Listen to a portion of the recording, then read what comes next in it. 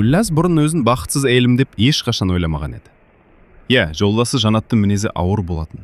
Кейде ашуланшақ, кейде үндемей кететін. Бірақ Гүлназ бәрібір еркек қой деп өзін жұбататын.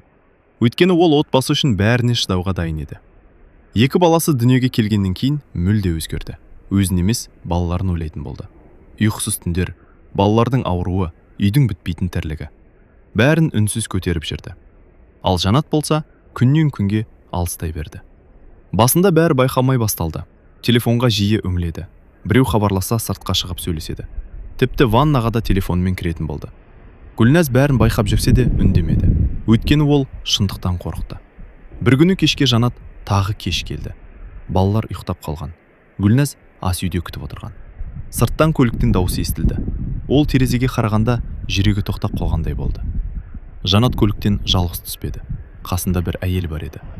Жас, боянып алған. Өзін тым еркін ұстайды.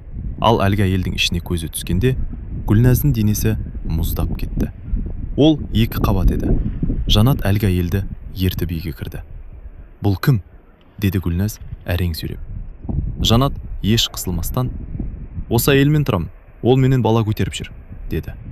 Сол сәтте Гүлназдың құлағы шыңылдап кетті. «Ал мен ше, балаларын ше?»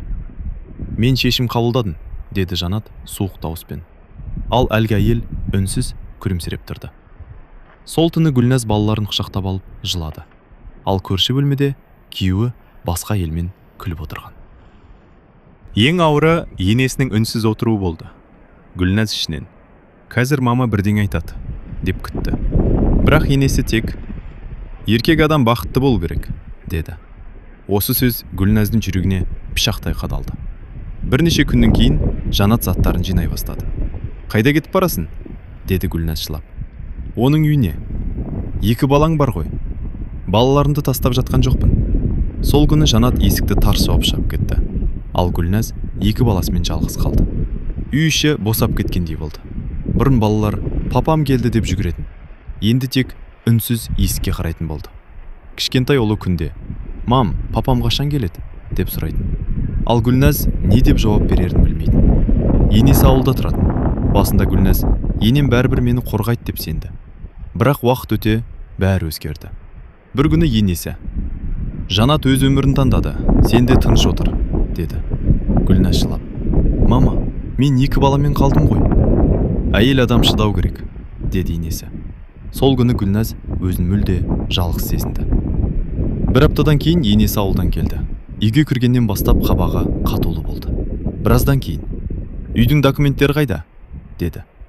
Гүлназ аң-таң болып «Не үшін?» «Тексеру керек». Гүлназ сеніп документтерді алып берді. Бірақ құрбысы Айнұр бәрін бірден түсінді. «Сен не істедің? Олар үйді тартып алмақшы» деді. Гүлназ сенбей «Жоқ, мама олай істемейді. Онда неге документті алып кетті?» Осы сөзден кейін ғана Гүлназ қорқа бастады. Көп ұзамай енесі тағы келді. Бұл жолы түрі мүлде суық еді. «Үйді босататын уақыт келді» деді.